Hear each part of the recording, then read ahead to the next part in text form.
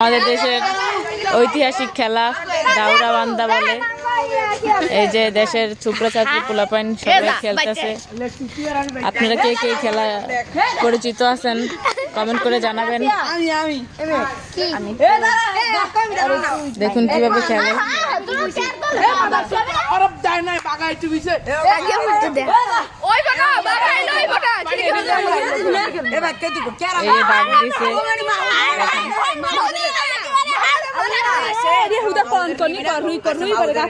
দিব তো খেলার সাথ মিলে